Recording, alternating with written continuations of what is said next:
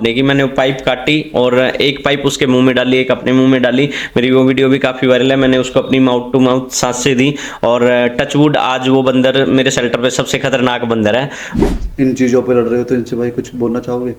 भाई पीछे एक मुद्दा बहुत हाईलाइट हुआ था, कि शायद अगर आपके संज्ञान में हो, एक मुद्दा छिड़ गया था। बंदरों ने कुत्ते के बच्चे को मार दिया था। तो देखते हो घर के बाहर आपके कोई कुत्ता आता है, वो भौंकना स्टार्ट करता है। लोग सोचते हैं कि रात को ना अपशगुन होता है कुत्ते का भौंकना और कोई आत्मा दिख रही होगी, बट कभी ये नहीं सोचते लोग कि शायद वो भूखा होगा इस वजह से, क्योंकि वो ये तो बोल नहीं सकता कि आप गेट खोल के मुझे रोटी दे दो। वैसे भाई आप पब्लिक के लिए क्या बोलना चाहते हो? जैसे कि आपने बताया कि कुत्ता भौंकती है रात को या फिर बिल्ली रास्ता काट जाती है। ये सब गलत है, इंसान की सोच गलत है। अगर इंसान अपनी सोच को पॉजिटिव लेके चलेगा, बिल्ली क्या, बिल्ली का बाप भी रास्ता काट दे। जब आपकी नीयत और आपके कर्म अच्छे हैं तो आपका ऊपर वाला भी कुछ नहीं बिगाड़ सकता।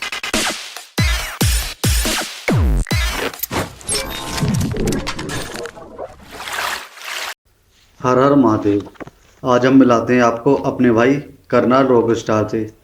जो कलयुग के टाइम में आजकल लोग इंसान इंसान का साथ नहीं दे पा रहे, उस टाइम में हमारे भाई करनाल रॉक स्टार ने बंदरों की, कुत्तों की, मतलब कि सबकी सेवा करने में लगे हुए हैं।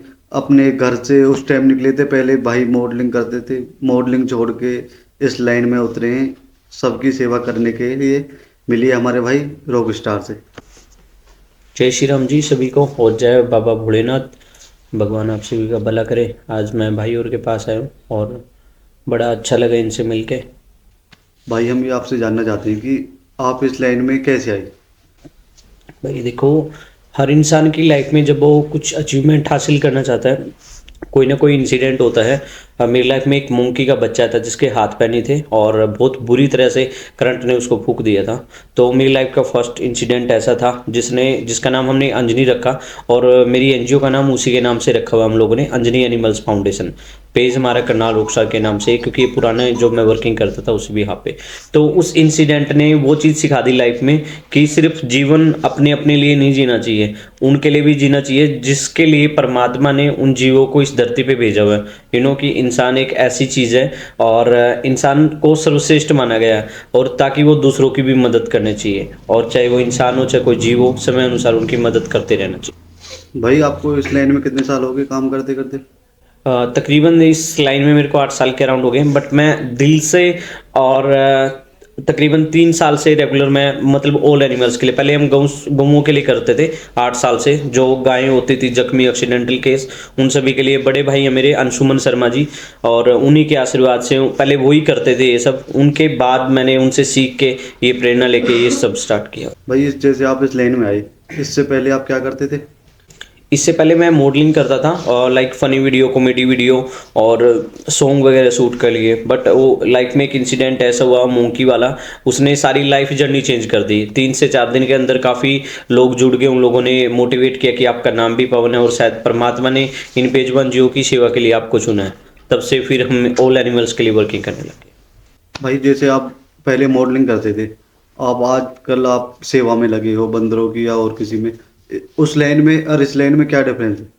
इस लाइन में सबसे बड़ा डिफरेंस सुकून का है भाई। हाँ, हम लोग जब घर पे जाते हैं रात को, चाहे 10 बज रहे हैं मेरे, 11 बज रहे हैं, 1 बज रहे हैं, मैं पहली बात तो टाइम का हमारा कोई फिक्स नहीं होता, क्योंकि केस जब आता है, कोई इंसिडेंट होता है, कोई कुत्ता कुएं में पड़ा है या कोई सांप है, उसको लोग मारने के लिए निकले हुए हैं, क्योंकि कोई सब लोगों को ना जानवर नाम से एक ऐसी एलर्जी है। लोग ये सोचते हैं कि जानवर है तो ये अटैक करेगा, ये हमें नुकसान पहुंचाएगा। बट मैं जब से इस लाइन में आए हैं, हम इनके लिए वर्किंग कर रहे हैं, हमने काफ़ी चीज़ें महसूस की हैं, देखी हैं ब्रीकली, कि ये सिर्फ आपके प्यार के भूखे होते हैं और एक रोटी के। क्योंकि आस करता है कोई भी, आप रात को देखते हो घर के बाहर आपके कोई कुत्ता आता है, वो भौंकना स्टार्ट करता है। लोग सोचते हैं कि रात को ना अपशगुन होता है कुत्ते का भौंकना और कोई आत्मा दिख रही होगी, बट कभी ये नहीं सोचते लोग कि शायद वो भूखा होगा इस वजह से, क्योंकि वो ये तो बोल नहीं सकता कि आप गेट खोल के मुझे रोटी दे दो।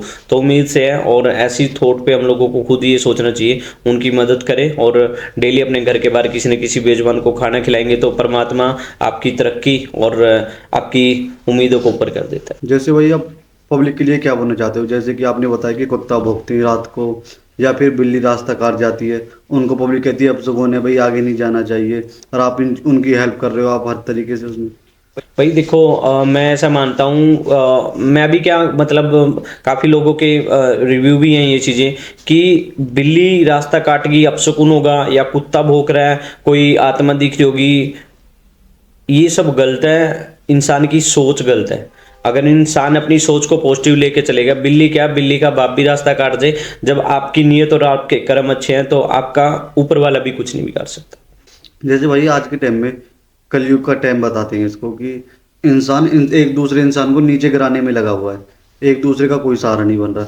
और आप उस फील्ड में बंदरों से लेके सब मतलब जो भी आपसे बन रहा है, आप सेवा कर रहे हो सबकी। जी। तो आप कैसा लगता है, आप कुछ बोलने चाहोगे इंसानों को? इंसान देखिए, पहली बात तो कि जेलसी एक दूसरे से मत रखें। और लाइफ में अगर आपने अपनी कोई एम डिसाइड किया हुआ है, उस एम को हासिल करने के लिए आप कभी भी किसी को नीचा ना दिखाएं। आपने अगर मेहनत करके उस चीज़ को हासिल करना है तो उसकी खुशी अलग ही होती है। हम लोग, मेरी लाइफ में बहुत सारे ऐसे इंसिडेंट रहे हैं कि लेग पुलिंग बहुत चली है, मोंकीज को लेके बहुत हाईलाइट हुआ था मुद्दा, आज से 2.5-3 साल पहले बंदरों को जंगल में छुड़वा दिया। तो जो सेम लाइन के बंदे होते हैं ना, जो कहते हैं कि हम आपके अपने हैं, वही लोग आपकी टांग खींचते हैं। वो आपके साथ तो आपको ऐसा महसूस करा देंगे कि उनके जैसा कोई अच्छा है नहीं, वो आपके इतने हमदर्द हैं कि आपके लिए वो कुछ भी कर सकते हैं। बट रियलिटी बाद में पता चलती है जब हम आंख बंद करके किसी पे विश्वास करते हैं कि सबसे बड़े दुश्मन आपके वही हैं जो आपको नीचा गिराने के लिए, आपको नीचा दिखाने के लिए किसी हद तक भी जा सकते हैं। तो हम लोगों के साथ ये लेग पुलिंग बहुत चली है। मैंने मेरी वाइफ ने, हम लोगों ने एक ही लाइफ का एम रखा कि हमें किसी को नीचा नहीं दिखाना है, हमें अपने काम से आगे जवाब देना है। जब आपका काम, आपके कर्म, आपकी नीयत अच्छी है तो परमात्मा आपको अपने आप आगे लेके जाएगा। और वही हुआ कि मैं कभी सोचा नहीं था लाइफ में कभी 1-2 लाख फॉलोअर से आगे भी ऊपर भी जाऊंगा। आज तकरीबन 31 लाख लोगों का प्यार जुड़ा हुआ है जो सोशल मीडिया के माध्यम से जुड़े हुए हैं। 31 लाख, और कम से कम भी 350 मिलियन व्यूज के आसपास आपके उस पर टोटल व्यू आ चुके हैं।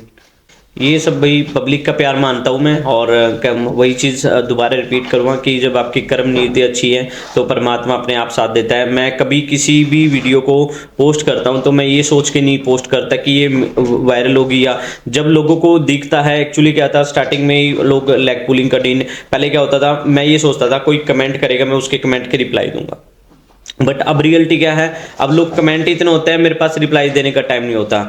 जब आप कोई अच्छा काम करते हो पहले तो लोग आपको जजमेंट करना स्टार्ट करेंगे। और नेगेटिव कमेंट तो देखो, जब तक आपकी लाइफ में नेगेटिव कमेंट नहीं आएंगे तब तक आप आगे बढ़ने की नहीं सोच सकते। और अगर हम लोग नेगेटिव कमेंट के रिप्लाई देते रह गए तो शायद हम लाइफ में आगे नहीं बढ़ पाएंगे, सिर्फ हम नेगेटिव कमेंट के रिप्लाई देते ही रह जाएंगे। तो हमारी कोशिश ये रहती है कि हमें अपने काम करना है और काम से ही आगे जाना है। आज परमात्मा की दया से काफ़ी एनजीओ हैं करनाल में भी जो साथ में, जिन्होंने लेग पुलिंग स्टार्ट की, अपने आप में कंपटीशन रख दिया उन्होंने मेरे साथ।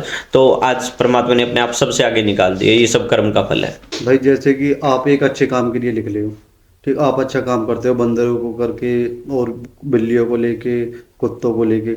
इसमें आपके साथ कभी गलत हुआ कि मैं अच्छे के लिए लिख रहा हूँ और मेरे साथ गलत हो गया हो? कभी ऐसा फील हुआ या किसी ने आपके साथ गलत करा हो? नहीं भाई, किसी और की तो मैं कह नहीं सकता, बट उस परमात्मा ने कभी गलत होने नहीं दिया। क्योंकि मेरे पास कुछ ऐसे केस भी आए, रात को 12 बजे मैं कुएं में भी उतरा हूँ और उस कुएं के अंदर बाद में पता चला कि कंकाल की हड्डियाँ, कंकाल पड़े हुए थे। और मैं तकरीबन 5 से 6 दिन तक मैं हॉस्पिटलाइज भी रहा हूँ, क्योंकि वो गैस होती है उसके अंदर, वो गैस की वजह से इन्फेक्शन हो गया था। और नाले में भी उतरा हूँ। जिस दिन मेरी बिटिया हुई है, तकरीबन सुबह के 3 बजे गुड़िया हुई थी और 8 बजे मेरे पास कॉल आया कि एक कुत्ता का बच्चा नाले के अंदर पड़ा हुआ है, जो कि हमारे मुगल कैनाल का एरिया है। वहाँ पे गैस का नीचे से, धरती के नीचे से वो बना हुआ है। और मैं टीम को लेके वहाँ पहुंचे हम लोग उसको निकालने के लिए। तो मेरे एक जो टीम मेंबर था वो खुद कहने लगा कि पागल है, इसमें नीचे उतरेगा मर जाएंगे ये वो।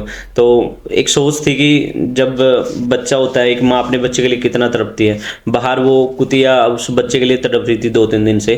तो ये अब सोच के कि हाँ इस बच्चे को बाहर निकालना है, तो सेफली परमात्मा ने साथ दिया, नाले के अंदर गए, उस बच्चे को निकाल के लेके आए। और अपने बड़ी खुश हुई जब उसकी माँ उस बच्चे से मिली। भाई जैसे आपने बताया कि 5 महीने आप हॉस्पिटल में रहे थे, परेशान रहे थे उसको बीमारी को लेके, उससे कैसे लड़ाई लड़ पाए? देखिए, ट्रीटमेंट ज़रूरी होता है और सेफ्टी भी ज़रूरी होती है। मैं वहाँ इमोशनल हो गया था जब मुझे पता चला वो कुत्ता 3 से 4 दिन से उस कुएं के अंदर पड़ा भूखा प्यासा। और गांव वाले जिस गांव के अंदर वो कुआं था वो खेत के अंदर था, चारों तरफ पेड़ थे, पता नहीं लगा वो कब उस कुएं के अंदर गिरा। तो गांव वाले को मैंने बोला कि आप लोग इसमें चल जाए, आप लोग निकाल दे, तो सब पैर पीछे रख गए थे। फिर रस्सी के थ्रू मैं नीचे गया था। और उम्मीद थी, मैं जब भी कभी किसी केस के लिए निकलता हूँ पहले तो मेरी माँ की दुआएं मेरे साथ, उसका आशीर्वाद हमेशा साथ रहता है, और कभी ये सोच के नहीं चलते कि हमारे साथ कुछ गलत होगा। मुझे उम्मीद होती है कि परमात्मा अगर आप अच्छा कर रहे हो तो ऊपर वाला साथ देगा। ऐसे कई इंसिडेंट हमारे 120 फीट टावर के ऊपर से मैं कबूतर भी उतार के ले गया हूँ, जहाँ पे हम लोगों ने कॉल की, भैया आप इस कबूतर को उतार दीजिए। वो कहते हैं कि कबूतरी तो है, डोर में तो मर जाएगा। ऐसे पता नहीं कितने मरते हैं। तो जान होती है, हर किसी में भगवान वास करता है। जैसे भाई बताया आपने, कुत्तों को या बंदरों को करंट लग जाता है, उसको आप लेके जाते हो उनको, उनमें आपका क्या प्रोसेस होता है? जब भी कोई मंकी का केस आता है मैं फर्स्ट वाइल्ड लाइफ को इन्फॉर्म करता हूँ, फॉरेस्ट वन विभाग वालों को, क्योंकि ये महकमा उनका है और वाइल्ड में आता है मंकी। तो करंट लगा या कोई गाड़ी वाला टक्कर मार गया तो हम उसे रेस्क्यू करने जाते हैं, पहले इन्फॉर्म करते हैं। कई बार फॉरेस्ट वन विभाग वाले बिजी होते हैं, एक केस तो होता नहीं है देखो, और फिर हम उसको रेस्क्यू करके हॉस्पिटल लेके जाते हैं। देन हॉस्पिटल से फर्स्ट एड ट्रीटमेंट स्टार्ट होता है, और हॉस्पिटल के बाद फिर हम उसको अपने पास रख रखाव में रखते हैं। तकरीबन अगर कोई उसका सर्जरी का केस है उसमें तकरीबन 1.5 से 2 महीना, 2.5 महीना, 3 महीना भी लग जाता है, और ठीक होने के बाद फिर हम उनको मतलब जंगल में रिलीज करते हैं। जैसे भाई अब मंकियों का प्रोसेस होता है, मंकी को आप छोड़ने जाते हो तो उसमें क्या होता है कि कितने दिन आप रखते हो हॉस्पिटल में, उनको छोड़ने तक की क्या होती है भाई? तकरीबन मेरे पास ज़्यादातर केसेस वो भी आते हैं जैसे घर में पले हुए हैं मंकी, और किसी ने कोई बंदर का बच्चा पाला है, किसी बंदर के बच्चे की माँ की डेथ होगी, तो लोग इमोशनल होके उसको अपने बच्चे की तरह पालते हैं ताकि उसको सड़क पे ना छोड़े, क्योंकि सड़क पे कुत्ते खा जाएंगे। अगर जंगल में छोड़ेंगे तो दूसरे बंदर उसको मार देंगे। तो मेरे पास 1 से 1.5 महीने का प्रोसेस होता है। पहले हम उनको क्वारंटाइन करते हैं, उनका खाना पीना, हैबिट, रूटीनली उनकी स्मेल, और मेरे पास शेल्टर पे जो हम लोगों ने बच्चे रखे हुए हैं हम उनमें इस तरीके से उनको खाना पीना चेंज करते हैं ताकि फ्यूचर में उनको अगर हमें जंगल में रिलीज करना पड़े कोई प्रॉब्लम ना आए। भाई जैसे अब रिसेंट में तो काफी समय हो गया, एक बंदर को आप छोड़ने गए थे, अब वो जा नहीं रहा था, तो उसका क्या रिएक्शन था भाई? मतलब कि क्या आपको क्या लगा उस बंदर को देख के कि भाई जी मेरे पास एक बंदरी ऐसी है जो 12 हम लोग उसको जंगल में रिलीज कर चुके हैं, 12 वो वापस आ गई है। उसकी फर्स्ट डे की कंडीशन थी वो ऐसी थी कि उसको कुछ कुत्तों ने खा लिया था, और उसका ये वाला और राइट हैंड में पार्ट काफ़ी ब्लड से भरा हुआ था। तो उसको हम लोगों ने ट्रीटमेंट देना स्टार्ट किया, ठीक हो गई, उसको छोड़ने गए, फिर वापस आ गई। फिर ठीक होने के बाद कुछ टाइम बाद फिर हम उसको छोड़ने गए, फिर वो वापस आ गई। ऐसे करके अब तकरीबन 12 बार उसको अभी लास्ट टाइम हमने जंगल में रिलीज किया, 12वीं बार वो वापस आ गई है। पता नहीं शायद पिछले जन्म का कोई लेन देन है उसके साथ मेरा, जो एक रिलेशन बड़ा प्यार बॉन्डिंग बनी हो उसके साथ। वो ऐसे आंखों में आंखें मिला के आंखों में से कभी सिर में से जुएं निकालना, तो बड़ा काफ़ी पेनफुल भी होता है वो जब हम उनको छोड़ने जाते हैं। बट एक इमोशनल टच होता है ना, जब कहते हैं कि बेजुबान जीव है, इंसान से ज़्यादा ये काफ़ी वफादार होते हैं, और जीव को इसलिए सबसे ज़्यादा प्यार देना चाहिए हमें कि वो शायद जहाँ इंसान काम नहीं आता वहाँ ये बेजुबान जीव काम आ जाते हैं। जैसे भैया आपको भी एक बेटी है, और आप बंदरों की रक्षा करते हो, बंदरों की सेवा करते हो, तो आपके लिए एक बंदर और एक बेटी एक समान है या अलग अलग? नहीं, मेरे लिए भैया दोनों ही समान है, क्योंकि मैं जो करूँ, पहली बात तो मैंने कभी वो डिफरेंस काफ़ी लोगों की रही स्टार्टिंग में हम लोगों के लिए कि आपकी मैरिज हो जाएगी, जब बच्चा होएगा तो आप इन चीज़ों को छोड़ दोगे, क्योंकि हर कोई इंसान चाहता है कि मेरा बच्चा सेफ रहे, कोई नुकसान ना पहुँचे। और काफ़ी लोगों के दिमाग में रहता है कि आप बंदर को टच कर रहे हो या उनको किस कर रहे हो बंदर को, या कोई इस तरह के इंसिडेंट के केस हैं तो आपको इन्फेक्शन फैल सकता है। मैं कहता हूँ सबसे बड़ा इन्फेक्शन इंसान की सोच में है। जब इंसान की सोच चेंज हो जाएगी तो सब कुछ हो जाएगा। जब आपकी नीयत ही अच्छी है, आप अच्छा करने की सोच रहे हो ना, तो बीमारी तो क्या मैं कहूँ कोई भी आपके आसपास नहीं फटकेगा। तो पॉजिटिविटी के साथ चलना चाहिए। बहुत सारे लोगों की स्पेशली मेरे पास कॉल इसलिए आती है कि भैया हम आपकी पॉजिटिविटी को लेके बहुत मतलब खुश होते हैं कि आप कोई भी इस तरह का केस आता है जिसकी डेथ होने के भी चांस होते हैं या कोई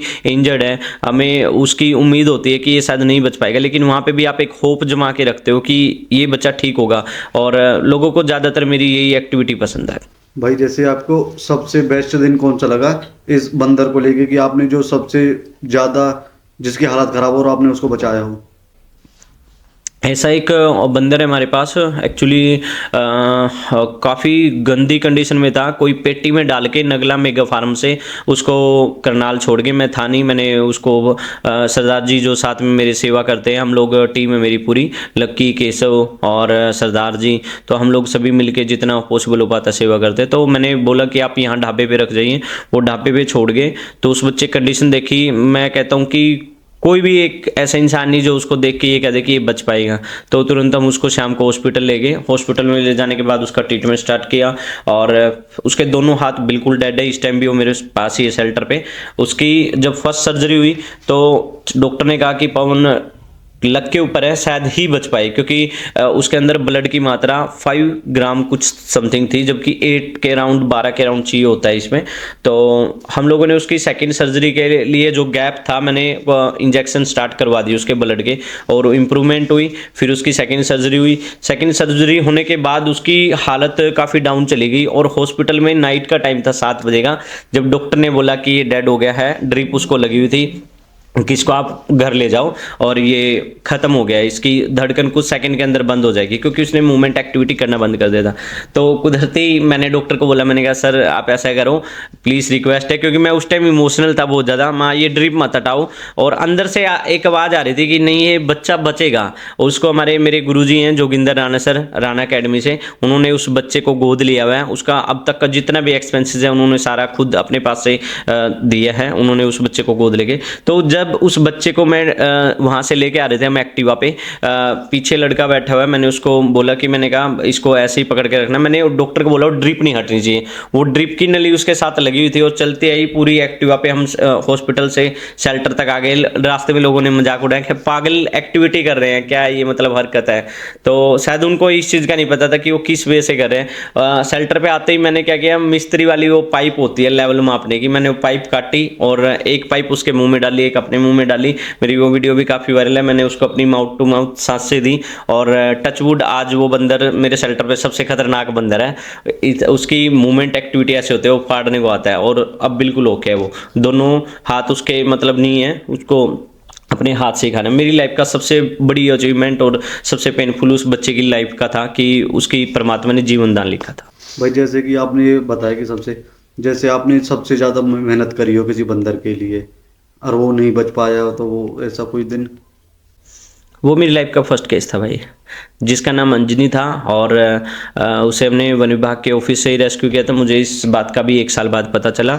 उसको मैं हिसार लेके गया। हिसार मेरी लाइफ की वो स्टार्टिंग थी जब मैं करनाल से निकला। मैंने एक वीडियो डाली कि मैं इस बंदर को लेके हिसार जा रहा हूँ और मुझे नहीं पता वहाँ के लोगों का या वहाँ की जगह का, तो प्लीज़ कोई मेरी मदद करे। मेरी रोते हुए की वीडियो थी वो, और वो वीडियो ऐसी वायरल कर दी करनाल के लोगों ने। मैं हिसार पहुँचा, लोग कोई 10,000 रुपये लेके पहुँच रहा, कोई कह रहा भैया आज आप आज यहाँ पे हमारे पास ही रुकोगे आप और इसकी ट्रीटमेंट सेवा हम 7 लाख के करेंगे। और वो बच्चे को बचाने के लिए मैं रात को पहुँचा था हिसार लाला लाजपत राय यूनिवर्सिटी, और अजय भाई हैं वहीं से हिसार के पास ही है कोई एक उनका कस्बा, तो उनके पास वो मेरे को लेने आए रात को, उन्हीं के पास रुका मैं। और 3 दिन तक मैं हिसार उस भाई के मेडिसिन के गोडाउन के अंदर रुका हूँ, उस बच्चे को गोद में लेके। मेरा हर एक पल उस बच्चे के साथ जुड़ा हुआ था, क्योंकि उस बच्चे के लिए मैंने 3-4 दिन ऐसी मेहनत की, पता नहीं ऑटोमेटिकली परमात्मा ने अटैचमेंट कर दी। और तकरीबन 3 दिन बाद सुबह वो भाई और तो उस टाइम आए नहीं थे, और 6 बजे के अराउंड उस बच्चे ने मेरी गोद में दम तोड़ दिया था। लेकिन वो बच्चा तो नहीं बचा, उस बच्चे ने आगे औरों की लाइफ बचा दी। वो मेरी लाइफ का सबसे पेनफुल जिससे रहा। भाई हम इसी में आपसे पूछना चाहते हैं कि जैसे बंदरों को केला खिलाता, कोई कुछ खिलाता, कोई कुछ खिलाता है, कोई चना डालता है या ऐसे कुछ, कि क्या क्या नहीं खिलाना चाहिए अवेयरनेस की पब्लिक के लिए? देखिए, खाने को तो सब कुछ खिला सकते हैं, बट अक्सर क्या होता है, मैं खुद ब्राह्मण परिवार से हूँ और काफ़ी ब्राह्मण मोस्टली किसी के कष्टों के निवारण हेतु बोल देते हैं कि आप गुड़ चना खिलाइए बंदर को। तो गुड़ से शायद नहीं पता हो लोगों को, गुड़ से एलर्जी होती है, कैंसर की बीमारी होती है। मेरे पास 6 केस आए इस तरह के, और रिसेंटली भी 5 केस अलग से मेरे पास सेल्टर पे हैं जिनके पूरे बाल उड़े हुए हैं। अब लोग तो सोचते हैं हम पुण्य कर रहे हैं, पंडित ने बताया या उस ब्राह्मण ने बताया, लेकिन रियलिटी क्या है, आज तो आप खिला दोगे, पुण्य के चक्कर में आप पाप कमा रहे हो, क्योंकि उनकी लाइफ के साथ खिलवाड़ हो रहा है, उनके बाल उड़ जाते हैं या उनको एलर्जी होती है। अब वो बेचारे डॉक्टर के पास तो जा नहीं सकते, तो वो खुद ही भुगतना पड़ता है उनको। अब जिसको पता है ये चीज़, और जो जानबूझ के इस चीज़ का पता होने के बावजूद भी ये चीज़ करे, तो वो चीज़ गलत है। हम काफ़ी वीडियोस में भी बोलते हैं भैया प्लीज़ यहाँ पे गुड़ मत डालिए। अगर आपने किसी के ब्राह्मण के बताने पे करना ही है तो आप नाम मात्र एक गेहूं के दाने जितना डाल सकते हो, पर आप पेटी ले जाके गुड़ खिला रहे तो फिर प्रॉब्लम आ जाती है। बाकी सारी चीज़ें मोस्टली फ्रूट वाली चीज़ें खिला सकते हैं, कोई इशू नहीं होता। बस मीठे से एलर्जी होते हैं, जैसे इंसानों में भी कैंसर होता है भाई, इंसान भी मीठे का त्याग कर देता है लाइफ में, तो ये चीज़ है। फ्रॉड कॉलों को कैसे मैनेज करते हो?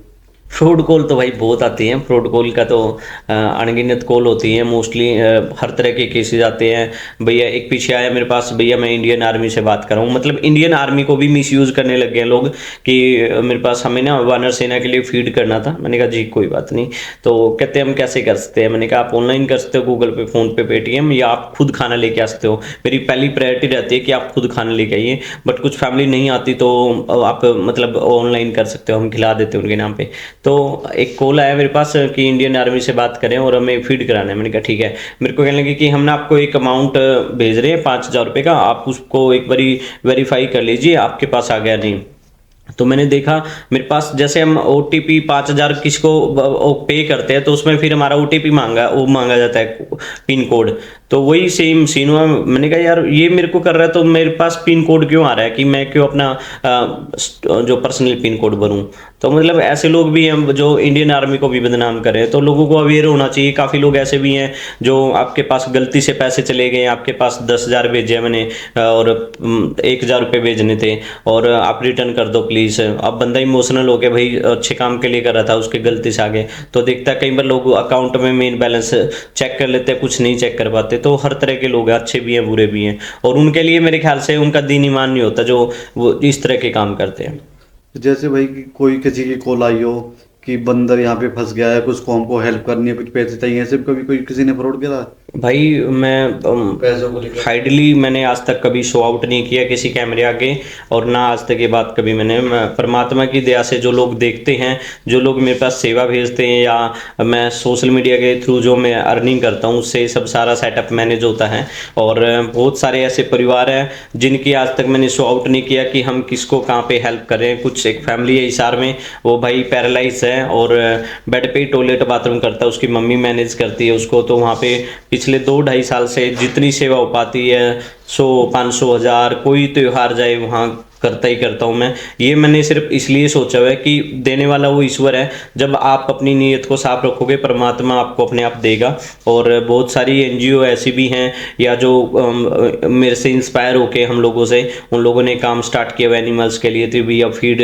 भेज दो मंकी के लिए, डॉग के लिए, हम यहाँ फीड कराते हैं, हम यहाँ प्रॉब्लम में हैं। और पर्सनली फैमिलीज़ भी हैं काफ़ी जिनकी हेल्प की है, बट ये चीज़ें कभी शो आउट नहीं की। ये मैं सिर्फ इसलिए बता रहा हूँ कि इंसान हो, इंसान होने का फ़र्ज़ निभाइए। और अगर कोई मांगने वाला है, फ्रॉड भी आ जाते हैं इसमें। अगर कोई सामने वाला बंदा या सड़क पे मांग रहा है, हम कई बार कह देते हैं ना छोड़ना यार भिखारी, इसका तो रोज़ का काम है। आप एक दिन उस सड़क पे खड़े होके आप एक दिन हाथ करके देखिए, मांग के देखिए, तो शायद आपको अपने आप एहसास हो जाएगा कि अगर उस इंसान को उस जगह पे खड़ा किया हो ना तो उसकी कुछ मजबूरी होगी, वो तभी मांग रहा है। वरना यार आज के टाइम में आप खुद एक इज्जतदार इंसान हो या आप सड़क पे किससे पैसे मांग के देखो तो बहुत शर्म फील होती है। तो ज़्यादा नहीं, जितना हो सकता है अपनी हैसियत अनुसार मदद कर देनी चाहिए। भाई जैसे आपने इस फील्ड में आए, अपनी फील्ड को चेंज करके, आपके पास उस टाइम पे क्या प्रोसेस था, आपका क्या प्लान था कि कैसे करना है ये, उसके उस टाइम पे क्या बजट था, कैसे स्टार्ट करा इसमें सेवा के लिए? भाई बजट कुछ नहीं था एक्चुअली। पहले मैंने वो अंजनी वाला केस आया था मेरी लाइफ में, उससे धीरे धीरे स्टार्टअप किया हम लोगों ने। मेरा ऑफिस होता था मुगल कनाल में 330 नंबर, वहीं से हम लोगों ने ये सेवा स्टार्ट कर दी। जो मेरे पास सेलिब्रिटी आते थे, कोई सिंगर आते थे, उस ऑफिस में धीरे धीरे उनसे कटाव होता गया। कटाव इस रीज़न से हुआ, ऑफिस में स्मेल होती थी टॉयलेट बाथरूम की भी। मैंने उसी ऑफिस के अंदर एक छोटे से कमरे के अंदर ही पिंजरे रखने स्टार्ट कर दिए, वहीं से सेवा चालू कर दी। तो सारे कहने लगे कि भाई पवनिया तो स्मेल आती है, ये तो गंदगी कर दी तूने। तो उन्होंने धीरे धीरे मेरे से रास्ता मोड़ लिया था। कोई बात नहीं, रास्ता उनका मोड़ना भी ठीक था, बट मेरी एक अटैचमेंट हो गई थी इन चीज़ों से। तो ऐसा भी टाइम गया जब मैं एक एक दर्जन, दो दो दर्जन केले के लिए तरसता था कि बंदरों को खिलाने हैं, क्योंकि शेल्टर पे होते थे वहाँ पे। तीसरी मंजिल पे हमने शेल्टर बनाया हुआ था ऑफिस में ही। तो कुछ एक टाइम ऐसा भी गया कि वाइफ ने अपना फ़ोन तक सेल कर दिया था। और क्यों, उस टाइम पे स्थिति ऐसी रही, पैसे नहीं होते थे, और हम लोग ये सोचते थे भाई कहीं से कुछ मदद मिले और हम ये कर पाएँ। और आज परमात्मा की दया से 8 से 10 हज़ार बंदरों का डेली रूटीनली खाना जाता है। तो ये मेरी लाइफ की सबसे बड़ी, वो कहते हैं देने वाला जब देता है ना, वो इतना देता है कि आप सोच नहीं हो कब किसको रास्ता बना के भेजता, मुझे नहीं पता। बट उसने आज तक कभी ऐसा नहीं होने दिया, क्योंकि बहुत सारे टाइमिंग ऐसी निकली हैं जहाँ पे हम हाइडली सेवा करके आए हैं। कोई डॉग पड़ा हुए, कीड़े पड़े हुए हैं, कभी पहले मैं वीडियो नहीं डालता था। ये मैं मानता हूँ कि आज उन जीवों की सेवा का फल है जो आज इतना प्यार दे रहे हैं लोग। भाई इसमें जैसे कि आप बता रहे हो शादी के बारे में, शादी कैसे हुई थी भाई? शादी भाई परमात्मा ने लिख रखे थे, संजोग होगी शादी। नहीं भाई, इसके पीछे की कहानी भाई। उसके पीछे की कहानी कुछ ऐसी थी कि हम पहले मैं शॉर्ट वीडियोस बनाते थे, प्रैंक वीडियो बनाते थे। तो मेरा एक सॉन्ग है नजरा उतार दी मेरे यूट्यूब चैनल पे। तो हम सॉन्ग की शूटिंग करके आ रहे थे, तो कुदरती अचानक दिमाग में थोड़ी शैतानी हो गई कि हमने प्रैंक करना है घर वालों के साथ। और प्रैंक के बहाने हम लोग वाइफ जो मॉडल थी उन्होंने दुल्हन की ड्रेस डाली हुई थी और मैंने भी। तो हम लोग घर पे पहुंच गए। घर पे पहुंचने के बाद हमने प्रैंक कर लिए भाई के साथ, और कुदरती सिस्टर आई हुई थी कि हम शादी करके आ गए और प्रैंक कर रहे थे। लेकिन उस प्रैंक के दौरान वो सिस्टर सीरियस हो गई, उन्होंने उसको शगन दे दिया। शगन देने के बाद वो प्रैंक काफ़ी महंगा पड़ गया। भाई जैसे इस काम में आप लग रहे हो, इसमें फैमिली का क्या प्रेशर है? फैमिली का भाई मैं दिल से शुक्रिया अदा करता हूँ मेरे भाई का, जिसके वजह से आज मैं यहाँ तक हूँ। अंशुमन शर्मा का, उन्होंने पढ़ाया लिखाया, और पहले वो गऊँ की सेवा बहुत ज़्यादा करते थे। उन्हीं से इंस्पायर होकर मैंने ये सब करना स्टार्ट किया।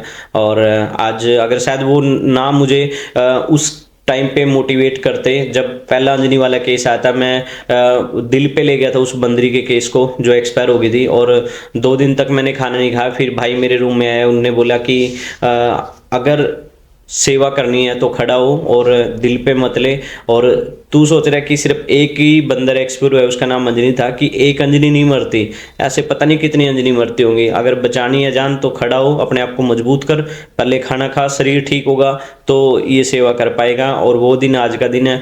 परमात्मा की दया से कई हजारों बंदरों की जान सेफ होके हम जंगल में ठीक करके छोड़ चुके हैं। भाई कभी किसी ने ताना मारा हो फैमिली में या किसी बाहर वालों ने इन चीज़ों को लेकर? देखिए, जब आप अपनी लाइफ में लो लेवल पे होते हैं और जब आप कुछ नहीं करते या कुछ किसी परिवार का रिश्तेदारों को आपसे होप नहीं होती, तो ताने मुझे ऐसा लगता है हर इंसान को लगते होंगे और लगने भी चाहिए। क्योंकि अगर वो ताने आज आपको नहीं लगेंगे तो शायद आपने अपनी लाइफ में 2 ही चीज़ होती है, या तो बंदा उन तानों को लेके और डीमोटिवेट हो जाएगा, या फिर वो मोटिवेट हो जाएगा। मोटिवेट तब होगा जब उसने उस एम के लिए ठानी होगी कि मुझे आगे बढ़ना है, मुझे कुछ करके दिखाना है। आज मेरे पास कुछ नहीं है, एक टाइम ऐसा भी लाना है कि मैंने कुछ करना है। तो वही चीज़ है कि लाइफ में ये चीज़ें ज़रूरी हैं, और शायद आपके दुश्मन या आपके हेटर्स आपके अपोजिट ना खड़े हो ना, तब तक आपकी कामयाबी का मजा भी नहीं आता। भाई इसी में आपने क्या सोच रखा कि आपको एक आप कहाँ तक लेके जाना है? भाई मेरी लाइफ का सिर्फ एक ही एम है, कोई ज़्यादा बड़ा नहीं है। मेरे पास जितनी भी कॉल आती हैं, जो भी लोग कॉल करते हैं, वो मेरी वीडियो देख के इंस्पायर होकर एक उम्मीद से कॉल करते हैं कि ये भाई दिल से सेवा करता है, जेन्युइन सेवा करता है, और ये बंदा जो केस के लिए हम कॉल कर रहे हैं इसकी जान बचाएगा। तो वो लोग उम्मीद से कॉल करते हैं, बट मैं फिलहाल असमर्थ हूँ उन सारी कॉल को अटेंड करने में। मेरी लाइफ का एम ये है कि कोई मुझे एक कॉल भी आए और उम्मीद से कॉल करे, मैं किसी को ये ना कह पाऊँ कि मेरे पास स्पेस नहीं है या मेरे पास जगह की प्रॉब्लम है या मैं नहीं कर सकता। तो परमात्मा इतना सिर पे आशीर्वाद रखे, हाथ रखे कि किसी की भी कॉल आए। फिलहाल डेली की एवरेज होती है अराउंड 200 से 300 कॉल के बीच में चल जाते हैं मेरी, जो केसेस दूर दूर से केस आते हैं, तो मैं सारी कॉल नहीं अटेंड कर पाता, सारे केस पे भी नहीं जाता, एक टाइम पे एक ही केस रेस्क्यू करता हूँ। और दूसरी चीज़ आप लोगों के चैनल के माध्यम से एक चीज़ और क्लियर करना चाहूँगा, जब आप अपनी लाइफ में कोई एम के लिए चलते हो या किसी काम के लिए आगे चलते हो तो लैग पुलिंग 100% होगी और ये चीज़ें होती रहेंगी। और मैं स्पेशली मेरे व्यूअर्स जो देखते हैं, जो लोग 1 मिनट में हाइपर हो जाते हैं उस टाइम पे कि हमने पवन को कॉल किया कि डॉग के लिए, मोंकी के लिए आए नहीं। देखो एक टाइम पे बंदा एक केस रेस्क्यू कर सकता है, 10 नहीं कर सकता। और मैं उन लोगों के लिए अच्छा हूँगा जिसके एक कॉल पे मैं चला गया, दूसरे कॉल पे चला गया, तीसरे कॉल पे चला गया, मैं उस इंसान के लिए बहुत अच्छा हूँ, चाहे वो मेरे फैमिली मेम्बर है, चाहे कोई बाहर के हैं। लेकिन एक टाइम ऐसा आ गया कि मैं किसी केस पे या कोई फैमिली प्रॉब्लम है, मैं नहीं जा पाया, तो शायद उस दिन से मैं या तो फ्रॉड कहलाऊंगा, या मैं दिखावे के लिए, या मैं फेमस होने के लिए, या मैं पैसा कमाने के लिए। ये लाइफ का नेचर है, लोगों की सोच को आप नहीं बदल सकते, खुद को चेंज करना पड़ता है। और लाइफ में आगे बढ़ने के लिए किसी और के कंधों पे हाथ रख के बंदूक नहीं चलानी पड़ती, अपने कंधे को मजबूत करना पड़ता है और खुद से स्टार्टिंग करनी पड़ती है, खुद से पहले करनी पड़ती है। भाई इसमें जैसे प्रोसेस होता है, इसमें क्या प्रोसेस होता है भाई? जैसे आपके लिए कोई सेवा करना चाहे, जी आपके पास कोई सेवा के लिए आना चाहे कि, या मतलब किसी भी related कोई 1 रुपये दान करना चाहे या 10 रुपये दान करना चाहे, बंदरों को आगे तक सेव करना चाहे, तो आपसे कैसे जुड़ सकते हैं बोले? भैया, बहुत सारी कॉल होती हैं लोगों को कि हमें बंदर का बच्चा पालना है, हमें बंदर का बच्चा चाहिए। तो पहली बात तो कि मैं किसी फैमिली को बंदर के बच्चा पालने के लिए अलो नहीं करता। रिसेंटली अभी मैं जब दिल्ली आ रहा था, तो जो मेरा जिस ऑटो में मैं बैठ के आया हूँ, जिस ऑटो में बैठा था, उस भाई ने कुदरती पहचान लिया और उसने मेरे को एक बात बोली कि भैया मैं खुद बंदर का बच्चा पालना चाहता हूँ। बट जब से मैंने आपकी वीडियो देखना स्टार्ट किया, मैं काफ़ी अवेयर हुआ और मुझे ऐसा लगा कि शायद मैं बंदर पाल के पाप करूँगा। वो रियलिटी है, क्योंकि पाप इसलिए कर रहे हो, आज तो आप उस बच्चे को पाल लोगे क्योंकि आप उसको अपने बच्चे की तरह पालोगे। उसकी स्मेल जब आपकी और उसके अंदर आपकी उसके अंदर स्मेल चल जाएगी, फिर उसको छोड़ना बड़ा मुश्किल होता है। जो आप कह रहे थे कि कई वीडियो देखी हैं जिसमें बंदर छोड़ के नहीं जाते, तो बड़ा इमोशनल पल होता है। तो यही कारण है कि बंदर कभी पालते भी हो, छोटा बच्चा उसको उस टाइम तक पालिए, 6 महीने तक, क्योंकि 6 महीने तक वो आपको काटेगा नहीं, 6 महीने बाद वो काटना स्टार्ट कर देता है, फिर वो अटैक करता ही करता है।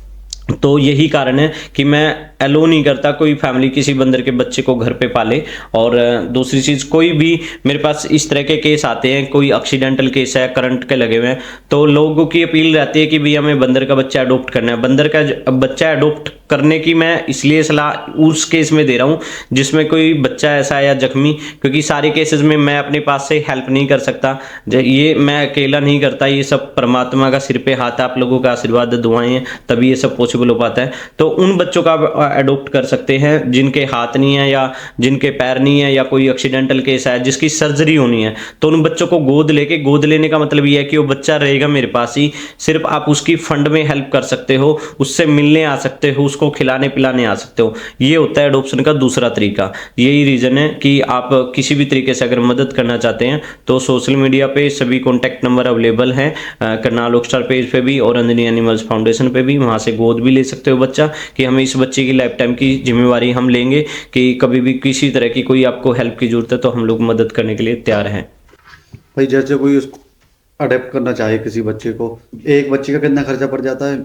थोड़ा बहुत तो ऊपर नीचे करके, मतलब एक मिनिमम ऐसे कोई फिक्स अमाउंट नहीं होता। उसका रीज़न ये होता है कि अब डेली रूटीनली मेरे शेल्टर पे अप्रोक्सली 2 से 2,500 रुपये का डेली खाना शेल्टर के बच्चों के लिए आता ही आता है। उसमें 15 किलो दूध हो गया, बाकी फ्रूट आते हैं और 3 टाइम या 4 टाइम भी खाना देना पड़ता है हमें, क्योंकि जब केस बढ़ जाते हैं तो उस टाइम पे प्रॉब्लम आती है। अब एडवांस में मेरे पास केस रखे हुए हैं शेल्टर पे, तो मेरी एक आदत है, जब मैंने शेल्टर का स्टार्टअप किया था, रेंट पे जगह ली थी, न्यूज़ वालों ने मेरे आगे माइक रख के मुझे फंसाने के लिए सिर्फ एक ही वर्ड यूज़ किया कि कोई भी कॉल आएगा आपके पास, आप सभी केसेस की हेल्प करोगे, सभी डॉग को इंजर्ड को रखोगे। तो मैंने कहा था कि मेरी जितनी सामर्थ्य है, मेरे पास 15 केस की स्पेस है, 15 केस ठीक होंगे, उनको जंगल में रिलीज करूंगा, तब 16वां केस लेके आऊंगा। अब मैं कमिटमेंट कर देता ऐसे तो एक वीडियो ऐसी वायरल होगी, सभी कॉल कर देंगे, फिर लोग ब्लैकमेल भी, बदनाम भी करना स्टार्ट कर देते हैं, भैया आपने तो वीडियो में बोला था, भैया आप सभी की मदद का मतलब जितनी इंसान की सामर्थ्य है उस हिसाब से वो कर पाता है। तो भाई जैसे कि मैं खुद पर्सनल या मेरी टीम एक बंदा अडेप्ट करना चाहे, उसका मतलब महीना में पैसे डालने चाहे हम, तो हम कितने पैसे डाल सकते हैं? मतलब उसका थोड़ा बहुत तो ऊपर नीचे मतलब बता सकते हैं? देखिए, कोई सर्जरी वाला केस है तो उसका अप्रोक्सली महीने का जो मुझे लगता है तकरीबन 10 से 15 हज़ार रुपये का खर्चा आराम से आ जाता है, क्योंकि सर्जरी में ही लग जाते हैं इतने तो। और मैं मोस्टली सभी केसेस के जितने भी हैं प्राइवेट हॉस्पिटल से ही करवाता हूँ, करनाल से ही, क्योंकि मैं सरकारी हॉस्पिटल पे विश्वास नहीं करता। स्टार्टिंग में हम लोग केस लेके गए थे, वो लोग क्या करते थे, स्लिप पे ना दवाई लिख देते थे, ये दवाई दे दो, ये दवाई दे दो। अगर हम डॉक्टर हो तो शायद मुझे आप लोगों की जरूरत ही ना पड़े, हमें किसी हॉस्पिटल हम खुद ही ना कर ले। तो यही रीज़न है कि मैं सरकारी में ना जाके प्राइवेट में, क्योंकि प्राइवेट में आपको भी पता है सरकारी और प्राइवेट में डिफरेंस क्यों है, किस वजह से है और कितनी बेनिफिट है प्राइवेट के, तो ये रीज़न होता है। और रही बात आपके सवाल की कि अगर किसी बच्चे को अडॉप्ट करना चाहते हैं, उसका मिनिमम कोई ठीक केस है, उसके लिए आप महीने का तकरीबन 5 से 6 हज़ार रुपये का खाना लग जाता है अराउंड एक का। और अगर आप मतलब किसी की सर्जरी के लिए अडॉप्ट करना चाहते हैं, उसका 15-16 हज़ार रुपये समथिंग चल जाता है। भाई जैसे आप डॉक्टरों की बता रहे हो, इस फील्ड में आपसे अलग से भी डॉक्टर जुड़े हुए हैं कि जिनको आप लेके जाते हो इमरजेंसी केस में या कहीं भी? पिछले 3.5 साल में अप्रोक्सली 2.5 लाख के राउंड के मेरे पास बिल हैं, बाकायदा रिटर्न में हैं, और इतनी बड़ी फाइल है मेरे पास जो मैंने आज तक कहीं शो नहीं किए। बट जब टाइम पड़ा, जरूरत पड़ी, मैं उन बिलों को शो आउट करूंगा कि ये मेरी मेहनत है और इतना एक्सपेंसेस ये बिलों पे, इन केसेस पे लगा है, जो कि रिटर्न में बिल लिए जाते हैं और ऑनलाइन ही पेमेंट होती है। भाई जैसे कि आप कोई टाइम रखे कि डॉक्टर की छुट्टी होती है किसी दिन, वो आपको टाइम देना चाहें कि उस टाइम हम फ्री करें, ऐसा कुछ हो? कर सकते हैं सर, सेवा के लिए कोई टाइम नहीं होता, और जिसके पास जितनी टाइम की समर्था है वो बिल्कुल दे सकते हैं। भाई आपने कभी प्लान करा कि डॉक्टर के लिए, जैसे आप 2.5 से 3 लाख रुपए आपने डॉक्टरों पे खर्च कर दिए बंदरों के लिए, मोटा मोटा ही हम जो बता रहे हैं कि मैं एक डॉक्टर रख लूँ? भैया पहली बात तो ये खर्चा मैंने नहीं किया, करने वाली वो पब्लिक है, वो ऊपर वाला है, वो जरिया बनाया, किसी की जान बचाई। उन लोगों का दिल से शुक्रिया अदा जो देखते हैं, जो सहयोग करते हैं, सपोर्ट करते हैं, क्योंकि एक अकेले इंसान ये सब नहीं कर सकता। शायद बजरंगबली की कृपा है, प्रभु श्री राम का आशीर्वाद है, तभी ये हो पा रहा है, नहीं तो मैं नहीं कर पाता। और ट्राई किया हमने काफ़ी, बट हमें कुछ सर्जरी वाले डॉक्टर नहीं मिले। सिर्फ करनाल में एक ही है, वही मोस्टली उसका ट्रीटमेंट वगैरह करते हैं। जैसे कुत्ता वगैरह होते हैं, इनको आप रेस्क्यू करते हैं, अभी आपने एक कुत्ते का भी बताया था, इसमें कुत्तों को जैसे कीड़े वगैरह पड़ जाते हैं, काला तेल डालते हैं, तो उसका भाई क्या प्रोसेस होता है? वो मतलब गलत है या सही है? भाई काले तेल के लिए मैं कभी भी एग्री नहीं करता, क्योंकि उससे इन्फेक्शन और बढ़ जाता है। ये पुराने टाइम में चल जाते थे, क्योंकि पुराने टाइम में खाना पीना भी बहुत डिफरेंट होता था। आजकल आपको पता है नॉन वेज, हाँ आज भाई ने बड़ा अच्छा सवाल किया। इस सवाल के साथ मेरे को एक चीज़ याद आ गई है कि प्लीज़ अवेयर करें लोगों को, नॉन वेज ना खाएं, ना खिलाएं, क्योंकि एक टाइम ऐसा था जब आप अपने घर में कोई पेट पालते हो, उसको नॉन वेज डालना स्टार्ट कर देते हो, तो नॉन वेज आपकी मानसिकता को खराब करना स्टार्ट कर देता। फिलहाल अपने प्रेमानंद महाराज जी भी हैं वृंदावन से, वो भी आप लोगों को बहुत अवेयर करते हैं कि अपने दिमाग को, अपने मानसिक संतुलन को अगर पॉजिटिव लेके जाना चाहते हो, शाकाहारी बने, मां सारी चीज़ों का त्याग करें, सेवन अच्छा करें, सोच अच्छी रखें, पॉजिटिविटी के साथ वर्किंग करें। और जब मेरे सेंटर पे कोई भी कई बार गर्ल्स आती है कोई केस लेके, वो एक पेडिग्री आती है नॉन वेज वाली, वो ले आती है। मैं सच्चाई बताऊं, मेरे को वोमिट आ जाती है, वो सब चीज़ें मैं दूर कर देता हूं कि मेरे सेंटर पे कोई भी नॉन वेज चीज़ अलाउड नहीं है, ना मैं खिलाता। उसका कारण ये है कि आज अगर आप नॉन वेज अपने डॉग को या पेट को खिला रहे हो, आज खिलाओगे, कल खिलाओगे, परसों खिलाओगे, खिलाते खिलाते जब एक टाइम ऐसा आ गया आपके पास नहीं है या आप नहीं खिलाना चाहते, तो आपके ऊपर अग्रेसिव हो जाते हो, आपको काटना स्टार्ट करते हैं, क्योंकि उसके मुंह मांस लगा हुआ है, नॉन वेज लगा हुआ है उसके मुंह, तो फिर वो अटैक तो करेगा, उसको वो चीज़ों की आदत तो पड़ी। तो शाकाहारी बनाओ, शाकाहारी खिलाओ। जीव हर जी सकता है, जिसको आप जीने सिखाना चाहते हैं वो आप पॉजिटिविटी के साथ भी, पॉजिटिव चीज़ों के साथ भी उनको सिखा सकते हैं। तो मुझे नहीं लगता कि नॉन वेज से ही बंदा जीवित रह सकता है। फिर प्रेमानंद महाराज को कब से सुन रहे हो? भाई काफ़ी टाइम से मैं बल्कि उनसे स्पेशल वृंदावन मिलने भी गया था, बट मैं मिल नहीं पाया। उस टाइम उनकी किडनी वाली प्रॉब्लम थी और वो एडमिट थे हॉस्पिटल में। अभी 2-2.5 महीने पहले की बात है। मैं स्पेशल गया था और मैं एक इच्छा से गया था कि वो पैसे नहीं लेते, ना ही वो दान लेते, क्योंकि मैं उनके एक वीडियो देख के बड़ा रोया था कि हम लोग यहाँ पे प्रेमानंद महाराज जी ने उस वीडियो में बोला कि मैं सिर्फ ये चाहता हूँ कि जितनी कोई पब्लिक उम्मीद से यहाँ पे आती है उनके ऊपर एक छत्र छाया बनी रहे, किसी को बिना उसके धूप में ना बैठना पड़े। तो मैं एक अपने पास से एक छोटा सा अमाउंट सेवा तौर पे घोषित करके गया था कि मैं ये वहाँ पे दे के आऊँगा, बट मेरी किस्मत अच्छी नहीं थी कि शायद मैं उनके दर्शन नहीं कर पाया, मैं मिल नहीं पाया। उस टाइम वो हॉस्पिटल में एडमिट थे। तो बहुत ही गजब के इंसान है वो। उन्होंने भाई बहुत ज़्यादा अवेयरनेस फैलाई है कि बिल्कुल फैलाई है, स्पेशली खासकर हिंदुत्व के लिए या सनातन धर्म के लिए। और सबसे इम्पोर्टेंट है कि लोगों की सोच बदली है। ऐसे नहीं है, बहुत बड़े बड़े सिंगर भी वहाँ पे गए हैं, या उद्योगपति हैं, बिजनेसमैन हैं, राजनेता हैं, बहुत सारे लोग वहाँ पे जाते भी हैं। और मैं चाहता हूँ कि वाकई में देश को बदलना भी चाहिए और नकारात्मक सोच को त्याग करके एक पॉजिटिविटी के साथ इंसान को आगे बढ़ना चाहिए।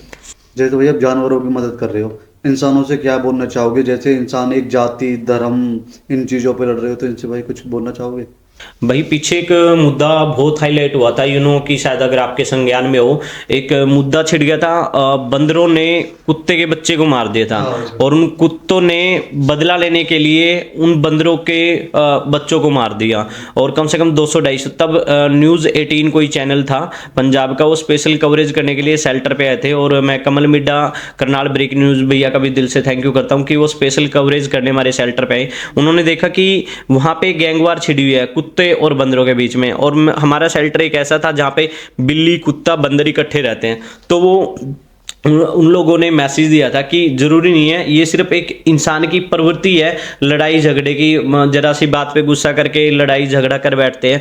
तो वो मानसिकता धीरे धीरे चेंज होती जीवों के अंदर आ रही है। वो जैसा देखेंगे वैसा आप करेंगे। जैसे आपकी औलाद है, बच्चे हैं, आप उनको जैसे व्यवहार सिखाओगे वो ऐसी। अब जीव है, उनको क्या पता इन चीज़ों का। तो वो गैंगवार देखो, बदला लेने की भावना, कुत्तों ने बंदरों को मारा और बंदरों ने कुत्तों को। तो ये एक आपके सामने ही है, उदाहरण ही है ये सब चीज़ें। तो ऑटोमेटिकली इंसान को पॉजिटिविटी चेंज करनी चाहिए। भाई कभी किसी नेता की कॉल आई कि आपको हेल्प करने के लिए, या इस बारे में कोई? भाई कॉल तो बहुत आई और हमें ये भी बोला गया कि आप लोग आओ, हमारे यहाँ का केस है, हम आपको एम्बुलेंस डोनेट करेंगे। बहुत सारे लोग हैं ऐसे जिन्होंने बोला हुआ है कि एम्बुलेंस, बट जब रियलिटी क्या हुई कि मैं उस कम से कम 40 से 45 किलोमीटर उस केस को लेके भी अपनी किराए की गाड़ी पे लेके आया हूँ। और मतलब जब छोड़ने गए तब भी किराए की गाड़ी पे, उन लोगों से जेब से 1 रुपया नहीं निकला। ऐसे भी लोग हैं जो बोल देते हैं और करते कुछ नहीं है। बट मैं जब भी कहीं निकलता हूँ ना, पहली बात तो मेरे पास कोई इंसिडेंट आता है, कोई डॉग का केस है या मूंगी का केस है, कभी मैंने आज तक मेरे मन में ये चीज़ नहीं कि वहाँ पे सामने वाला बंदा हेल्प करेगा तो हम इसको रेस्क्यू करें। मेरी सोच रहती है कि पहले उसकी जान बचानी, जिसने मदद करनी होगी ना, वो किसी न किसी को फरिश्ता बना के भेज देगा।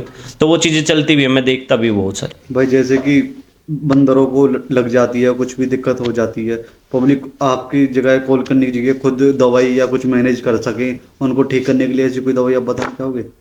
भाई बंदर के केस का क्या होता है कि लोग डरते हैं, डॉग को फिर भी बंदर कंट्रोल कर लेता है, लेकिन बंदर के केस पूरे हरियाणा में मुझे ऐसा लगता है कि शायद ही कोई ऐसी जगह है जहाँ पे बंदरों का ट्रीटमेंट या इस तरह की, और बहुत लोग अवेयर होने लगे। अब मैं सजेस्ट भी करता हूँ लोगों को काफ़ी वीडियो में कि आप इनको प्यार से, लोगों को मेरी टेक्निक यही पसंद है कि एक तो मेरा नेचर जो बात करने का, मूंगी के साथ मेरी बहुत सारी वीडियो ऐसी हैं जो बंदरों के साथ बात करते हुए पसंद है। एक कुरुक्षेत्र से केस रेस्क्यू करके ले गए थे, प्रेग्नेंट बंदरी थी, वो कोई गाड़ी वाला हिट कर गया। और मेरी टचवुड लाइफ का सबसे इंपॉर्टेंट और अच्छा पल वो रहा कि वो बंदरी अपने पैरों पे खड़ी होकर शेल्टर से गई है, पैरालाइज आई थी, और उस बंदरी के साथ मेरी बहुत वीडियो रातों रात वायरल हुई। तब किसी सीएम साहब के, जो हमारे हरियाणा के सीएम हैं, उनके पीए का किसी का कॉल आया कि भैया आपकी वो वीडियो देखी है और आपसे, आपके साथ एक चाय कप पीने की बड़ी इच्छा है। मैंने कहा सर जरूर, कोई दिक्कत नहीं।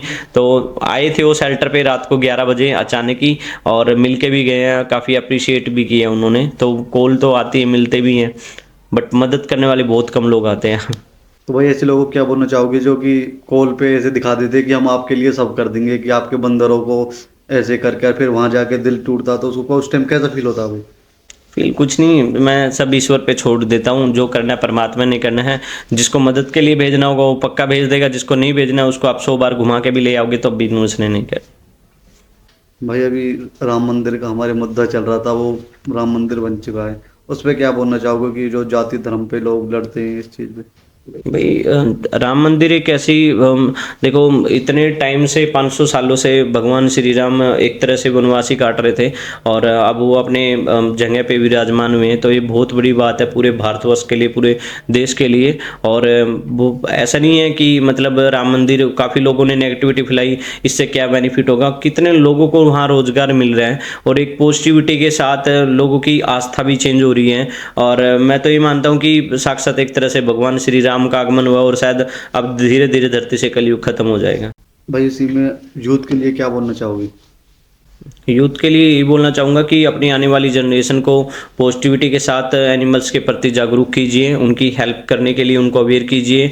कोई बेजुबान जीव आपके घर के बाहर तड़प रहा है, कोई गाड़ी वाला, जरूर नहीं आप किसी एनजीओ की वेट कीजिए, आप खुद मदद करने की कोशिश कीजिए, क्योंकि पहल खुद से करनी चाहिए। आप हो सकता है कोई एनजीओ पे आप कॉल कर रहे हो, नंबर बंद हो या बिजी हो, तब कि आप, क्योंकि इंसान वो भी हैं और आप भी हैं, कोई पेट में सीख के नहीं आता, सबको यहीं पे सीखना पड़ता है और करना पड़ता है। भाई कई बार जैसे आप बता रहे हो गाड़ी से एक्सीडेंट हो जाता है बंदर का, किसी का भी, उसमें बंदर की भी गलती नहीं होती, इसमें इंसान की भी गलती नहीं होती, लेकिन इंसान वहां पे गलती कर जाता है, मार के भाग जाता है। यदि उसको वो रोक के उसकी सेवा करना चाहे, उसको पहुंचाना चाहे, तो वो आपके पास या और कहीं भी कैसे सेफली पहुंचा सके, जिससे वो काफ़ी लोग हैं, बहुत सारे इंसिडेंट ऐसे हुए हैं, लोग एक्सीडेंट करके चले जाते हैं, चाहे डॉग है, मंकी हैं, बट वो नहीं, ये नहीं सोचते कि मैंने अपनी लाइफ का मैं एक्सपीरियंस शेयर कर सकता हूँ आपकी इस बात के माध्यम से, कि जब आपके ऊपर कोई विपत्ता नहीं होती है ना, जब कोई आपके साथ हादसा होना होता है, कोई ना कोई जीव आके आपकी गाड़ी के आगे अड़ जाता है, या वो मतलब परमात्मा ये प्रक्रिया चला देता है, वो आपकी उस हादसे को टाल देते हैं। तो कोशिश कीजिए उस टाइम पे, अगर कोई इंसिडेंट हो गया, गलती से हुआ या होने वाला था, परमात्मा ने जो लिख रखा उसको तो कोई मिटा नहीं सकता, बट उस टाइम पे आपको उसकी मदद करनी चाहिए, उसको हॉस्पिटल ले जाओ। कहीं नहीं, अगर आप दूर जा रहे हो, लेट हो जाओगे तो क्या पता। मेरे बहुत सारे इंसिडेंट ऐसे हुए, कहीं मैंने इंटरव्यू के लिए कंडक्ट था मेरा इंटरव्यू, तो वहाँ जाना था और कोई इंसिडेंट ऐसा हुआ कि मेरा रास्ता ही चेंज हो गया। कई बार ऐसा हुआ कि मैं किसी रिलेटिव के घर जा रहा और कुछ इंसिडेंट ऐसा हुआ, गाड़ी के आगे कोई आ गया या प्लानिंग चेंज होगी, तो हम लोग सोचते हैं यार ये अब पीछे मैं एक बार दिल्ली आया था, तो दिल्ली में गाड़ी ख़राब होगी, उसका कूलेंट लीकेज हो गया, तो मेरे साथ वो हादसा होना था काफ़ी बड़ा, पर परमात्मा ने कम में टाल दिया। तो पॉजिटिविटी होती है ये आपकी लाइफ की, कि हम भगवान को दोष देते हैं, भगवान तूने ये क्या कर दिया, मेरा नुकसान कर दिया। भगवान कुछ नहीं करता, भगवान आपके साथ जो बुरी दुर्घटना होनी होती है उसको टाल देता है। वो क्यों टाल देता है? जब आप कोई अच्छा काम करते हो ना, तो परमात्मा ये सोचता है जब ये इंसान अच्छा करे तो मैं इसके साथ बुरा क्यों होने दूं, तो परमात्मा आपका रास्ता पलट दे। ये आपने टैटूज बनवा रखे हैं हाथ में? भाई ये टैटू एक्चुअली ये वाला तो मेरा स्टार्टिंग से ही था, मतलब करनाल रॉकस्टार की अलग से टैटू था, और ये मैं अभी गुजरात एक फैमिली ने बुलाया था स्पेशली, ये जय श्री राम लिखा हुआ है यहाँ पे, और ये टैटू गुजरात के एक फैमिली ने स्पेशली, पहले वो शेल्टर पे आए थे, उन्होंने देखा, उन्होंने अपने घर पे पर्सनली इनवाइट किया, सारा एक्सपेंस उन्होंने खुद किया। तो गुजरात से जब चलने लगे उन्होंने बोला कि आपको कुछ निशानी देनी है, वो निशानी क्या दे कि वो आपके साथ रहे लाइफ टाइम के लिए। तो उनको पता था, मैं वीडियो में, हर वीडियो में मेरा पहला वर्ड होता है जय श्री राम, भगवान आप सभी का भला करें, लेकिन शुरुआत हमसे करें, क्योंकि हमारा भला होगा तभी आप लोगों का होगा। तो उन लोगों ने वो जय श्री राम यहाँ पे खुदवा दिया मेरे सीने में कि ये आपके साथ हमेशा रहेगा। तो ये निशानियाँ दी हुई हैं लोगों ने, ये प्यार है पब्लिक का। और एक हाथ पे टैटू है भाई, एक ओम। ये भाई एक भाई है, वही टैटू वाला है लड़का, उसने गिफ्ट किया था, शेल्टर पे आके ही बना के गया हुआ, बल्कि बकायदा मैंने वो वीडियो नहीं डाली, आज भी पड़ी है, बट ये उस भाई ने गिफ्ट तौर पे कि मैं टैटू का काम करता हूँ और मेरी इच्छा है मैं आपके लिए ही करूँ, तब बना गया। भाई हमसे पॉडकास्ट करके कैसा लगा? हमारी ऑडियंस के लिए क्या बोलना चाहोगे? ऑडियंस के लिए वही कहना चाहूँगा कि जो प्यार आप लोगों ने करनाल रॉकस्टार फैमिली को दिया है, करनाल रॉकस्टार परिवार को दिया है, वही इस पेज पे आके दीजिए, और ज़्यादा से ज़्यादा भाई और के चैनल को सब्सक्राइब करें, फॉलो करें, शेयर करें, और अगर आपको वीडियो पसंद आई तो इसको शेयर करके अपना प्यार ज़रूर देना, और आशीर्वाद हमेशा बनाए रखें, ताकि एक पॉजिटिविटी के साथ हम आप लोगों के साथ मिलकर ऐसे ही बेजुबान जीवों की सेवा करते रहें। जय श्री राम। हर हर महादेव।